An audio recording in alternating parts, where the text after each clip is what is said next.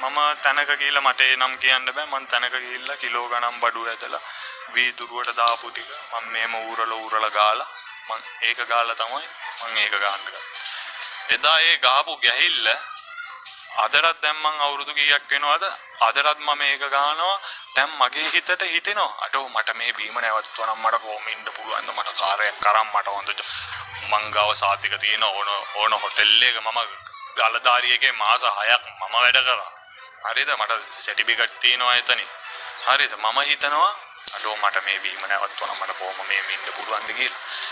ඒත් මම දැන් මේ සටන් කරන්නේ මචං කොඩු එක්ක නෙමෙයි මගේ හිතත් එක්ක. මගේ හිතට මම වහල් වෙලා මම මේක බොන්නේ. මගේ හිතට වහල් වෙලා තියෙන්නේ. මොකද වහල් වෙලා කියන්නේ දැන් මට මගේ අම්මා තාත්තා අමතකයි. මට මගේ පවුල අමතකයි. දැන් මගේ යාළුවෙක් ආවත් මම බලන්නේ ඌගාව සල්ලි නැත්තම් මට මල.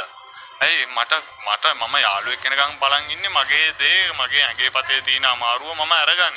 අනික දැන් ඉස්සර මගේ අවුරුදු 5කට විතර කලින් උඹ මගේ ෆොටෝ එකක් දැක්කොත් මේ දැන් ඉන්න මාව උඹ අඳුරන්නේ නැහැ.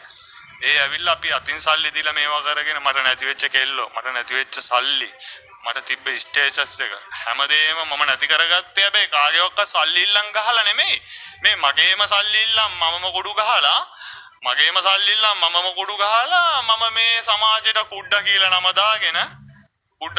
දාගෙන මගේ දේවලුත් නැති කරගෙන සමාජයට මගේ හිතම මගේ මග මම දැන් ඉස්සර අපේ අම්මා හදපු අපේ අම්මා මාව ඉස්කෝලේ යනකම් හදපු මිනිස්සයා නෙමෙයි දැන් මම මෙතන ඉන්නේ.